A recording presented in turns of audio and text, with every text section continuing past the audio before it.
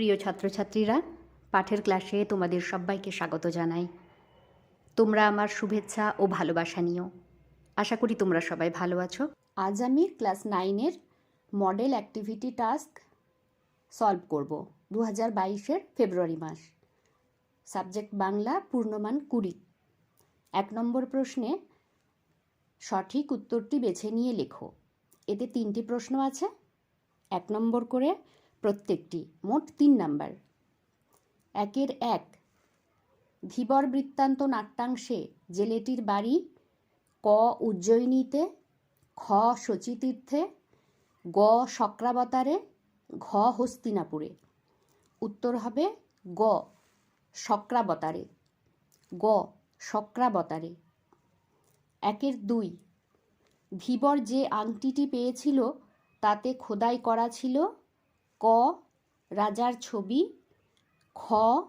রাজ্যের নাম, গ. রাজার নাম, ঘ.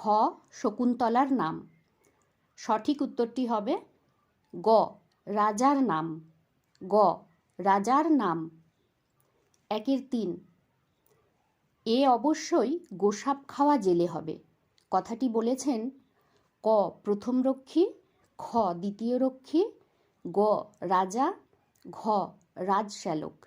সঠিক উত্তরটি হবে ঘ. রাজশ্যালক। ঘ. রাজশ্যালক। 2 নম্বর প্রশ্নে কিভাবে উত্তর লিখতে হবে? কম বেশি 20টি শব্দে উত্তর লেখো।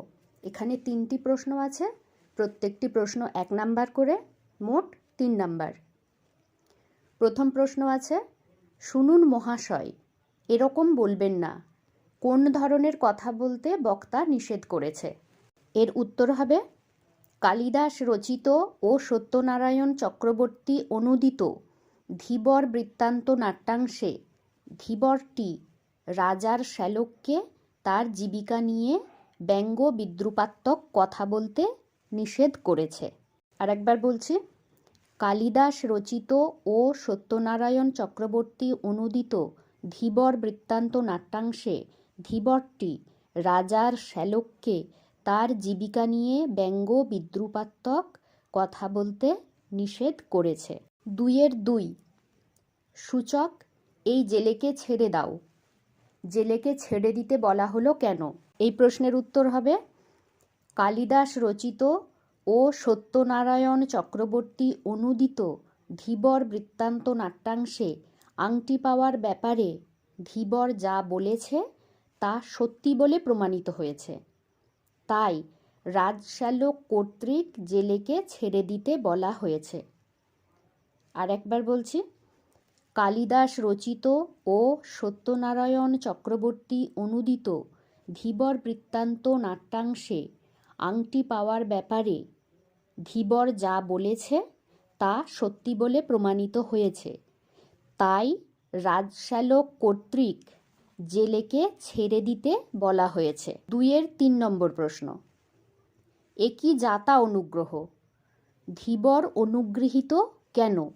এই প্রশ্নের উত্তর হবে কালিদাস রচিত ও সত্যনারায়ণ চক্রবর্তী কর্তৃক অনুদিত ধীবর বৃত্তান্ত নাট্যাংশে রক্ষীরা ধীবরকে মৃত্যুভয় দেখিয়েছিল, কিন্তু রাজা তাকে শাস্তি না দিয়ে আংটির সমমূল্যের অর্থ দিয়েছে জেনে ধীবর অনুগৃহীত হয় বা হয়েছিল।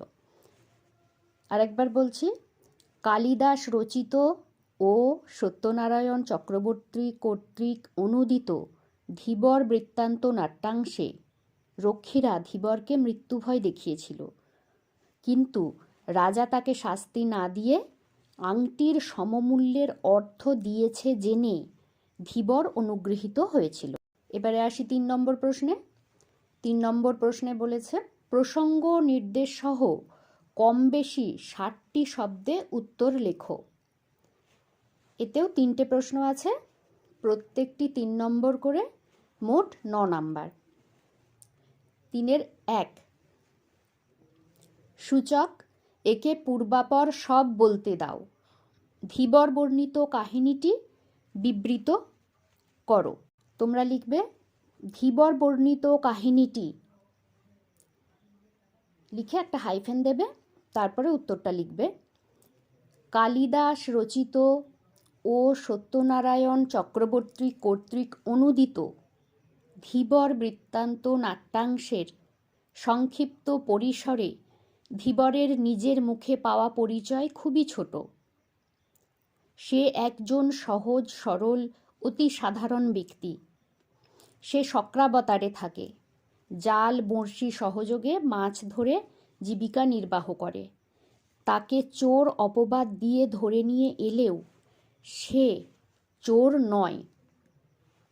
মাছের পেট কেটে সে রাজনামাঙ্কিত আংটি পেয়েছে, এই দাবি ধীবর প্রতিষ্ঠা করতে চেয়েছে।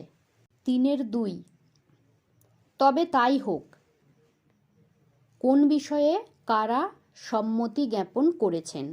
এর উত্তর হবে কালিদাস রচিত ও সত্যনারায়ণ চক্রবর্তী কর্তৃক অনুদিত ধীবর বৃত্তান্ত নাট্যাংশে ধীবর সংক্ষেপে তার আংটি প্রাপ্তির গল্প বলেছিল।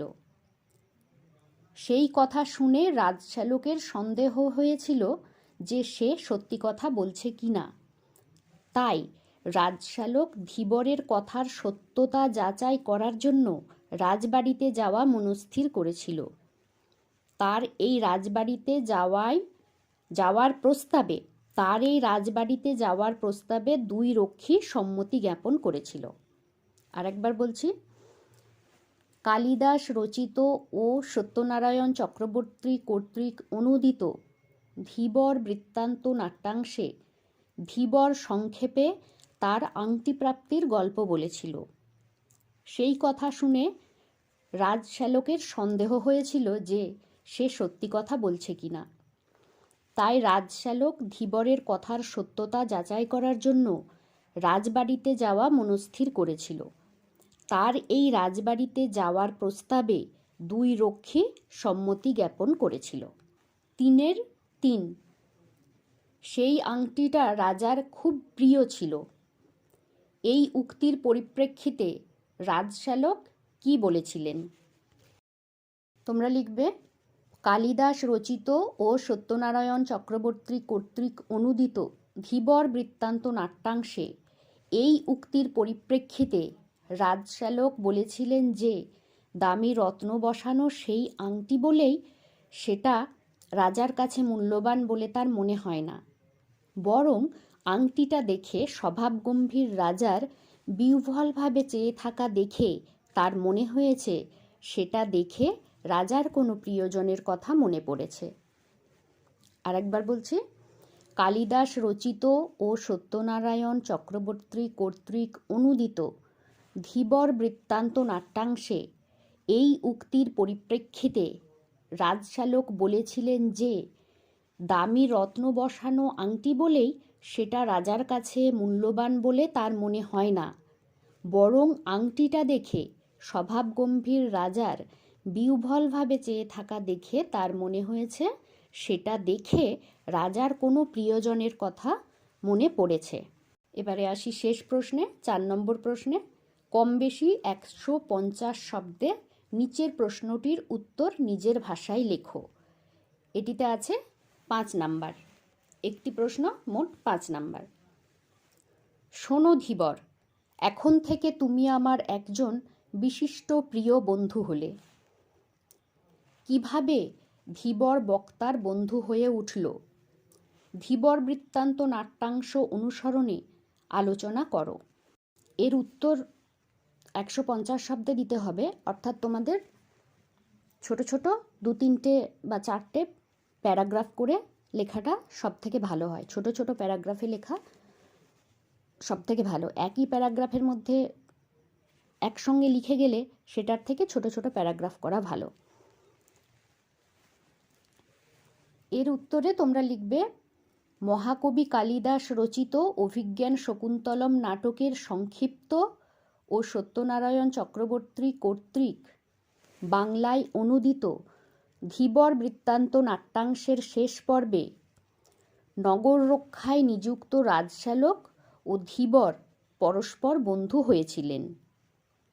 পরের প্যারায় লিখবে নাট্যাংশের শুরুতে ধীবর রাজ নামাঙ্কিত আংটি চুরির অপরাধে নগর রক্ষায় নিযুক্ত রাজশ্যালক ও 2 রক্ষীর হাতে ধরা পড়েছিলেন। রাজশ্যালকের পরামর্শে ধীবরের কথার সত্যতা যাচাই করার জন্য রক্ষীরা তাকে বেঁধে আনে রাজধানীতে।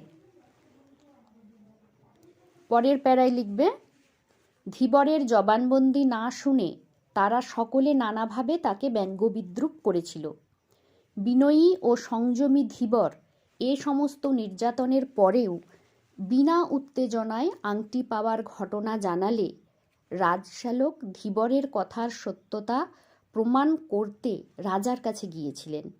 রাজার কাছে ধীবরের কথার সত্যতা প্রমাণিত হলে রাজার নির্দেশে ধীবর আংটির সমমূল্যের পারিতোষিক পেয়ে মুক্তি পায়। সাধারণ ধীবরের প্রতি রাজার এই আচরণ রক্ষীরা মেনে নিতে পারেনি। তাদের ঈর্ষান্বিত দেখে সৎ ও উদারমনস্ক ধীবর নিজের অর্ধেক পুরস্কার তাদের দিয়ে দেয়। সামান্য ধীবরের এই আচরণ দেখে মুগ্ধ রাজশ্যালক তাকে বন্ধু বলে স্বীকৃতি দিয়েছিলেন। এইভাবে ধীবর বক্তা রাজশ্যালকের বন্ধু হয়ে উঠল। এই প্রশ্নটা আমি আরেকবার বলে দিচ্ছি শুরু থেকে। মহাকবি কালিদাস রচিত অভিজ্ঞান শকুন্তলম নাটকের সংক্ষিপ্ত ও সত্যনারায়ণ চক্রবর্তী কর্তৃক বাংলায় অনুদিত ধীবর বৃত্তান্ত নাট্যাংশের শেষ পর্বে নগর রক্ষায় নিযুক্ত রাজশ্যালক ও ধীবর পরস্পর বন্ধু হয়েছিলেন। নাট্যাংশের শুরুতে ধীবর রাজ নামাঙ্কিত আংটি চুরির অপরাধে নগর রক্ষায় নিযুক্ত রাজশ্যালক ও 2 রক্ষীর হাতে ধরা পড়েছিলেন। রাজশ্যালকের পরামর্শে ধীবরের কথার সত্যতা যাচাই করার জন্য রক্ষীরা তাকে বেঁধে আনে রাজধানীতে। পরের প্যারায়, ধীবরের জবানবন্দি না শুনে তারা সকলে নানাভাবে তাকে ব্যঙ্গবিদ্রূপ করেছিল। বিনয়ী ও সংযমী ধীবর এ সমস্ত নির্যাতনের পরেও বিনা উত্তেজনায় আংটি পাওয়ার ঘটনা জানালে রাজশ্যালক ধীবরের কথার সত্যতা প্রমাণ করতে রাজার কাছে গিয়েছিলেন। রাজার কাছে ধীবরের কথার সত্যতা প্রমাণিত হলে রাজার নির্দেশে ধীবর আংটির সমমূল্যের পারিতোষিক পেয়ে মুক্তি পায়। সাধারণ ধীবরের প্রতি রাজার এই আচরণ রক্ষীরা মেনে নিতে পারেনি। তাদের ঈর্ষান্বিত দেখে সৎ ও উদারমনস্ক ধীবর নিজের অর্ধেক পুরস্কার তাদের দিয়ে দেয়। সামান্য ধীবরের এই আচরণ দেখে মুগ্ধ রাজশ্যালক তাকে বন্ধু বলে স্বীকৃতি দিয়েছিলেন। এইভাবে ধীবর বক্তা রাজশ্যালকের বন্ধু হয়ে উঠল।